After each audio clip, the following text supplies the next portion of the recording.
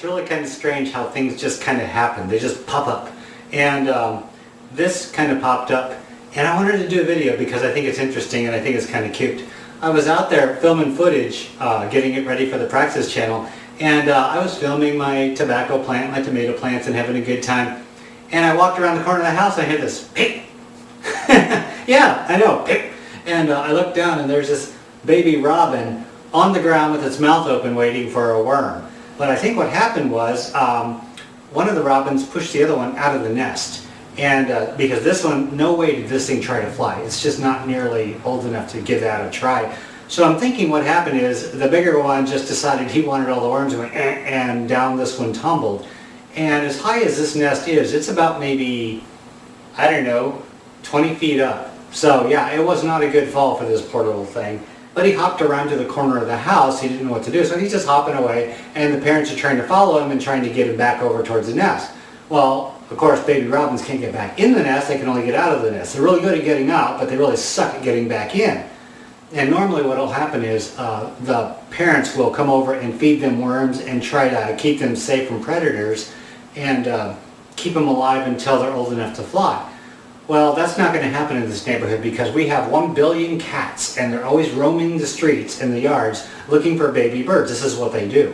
And I've seen them walking around with dead baby birds in their mouths, and they have families to feed, so you really can't fault them for that. They're out there hunting baby birds.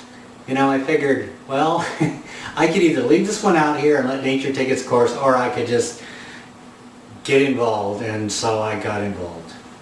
Yeah, I know, I really should mind my own business, but I can't. I mean, I see this little thing out there, and he just asks me for a worm, and I thought, well, I got some worms, I can help you out. So I went out there with a shovel, 90-degree weather. By the way, we're having a heat wave. So I'm out there, 90-degree weather, just sweating like a pig, and I'm digging up worms, and I bring him in a container, and he's in a box. I put a little bit of grass in here, and I take a tweezers, and I grab a worm, and I reach in there, and he just opens up this big old orange mouth, and I shove worms in there. I'm doing this on the porch. Meanwhile, the mom and dad are swooping in and out, trying to kill me over on my porch, but it's like, well, I'm just trying to keep your baby alive. I can put it out there and you can try and take care of it, but I'm betting that there's a 100% chance that this thing is going to die by the end of the day because the cat's going to come by and just swoop him right up. He can barely hop. And so he's mine, and I'm going to raise him inside in a box, and once he's old enough to fly, he is out of this house. I am not one of those parents that let their kids stay forever. So once he's old enough, he's gone. Want to see him? He's adorable. Come here, check him out.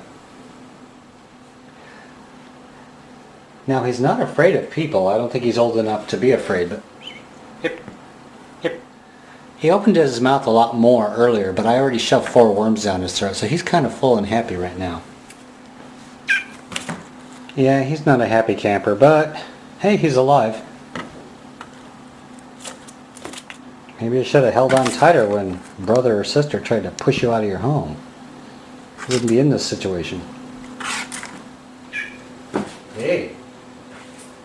I don't recommend anybody go out there and grab a baby bird just to raise it because they're really better off with their folks. I've raised a baby robin before, so I know what I'm doing here. One thing you got to remember is if you have a baby bird, they are eating machines. Well, so are human babies, but baby robins, they literally will just scarf down worms almost constantly, and worms go in one end, poop goes out the other. It's like this little factory that turns worms into poop. And I really don't want to give it all my worms out of my yard. I kind of like having worms in my yard. But baby's got to eat. So, well, that just a short little video to show you what happened during my filming today. Something a little pleasant. Yeah, okay. I wish I could say I don't have time for this, but in all honesty, I do have time for this. So I'm going to feed him or her whatever she needs and take care of her, and then hopefully within a week she'll be gone and joining her parents up in the tree. Okay, I gotta go. On behalf of me and Little Angry Bird, I'll talk to you soon. Bye.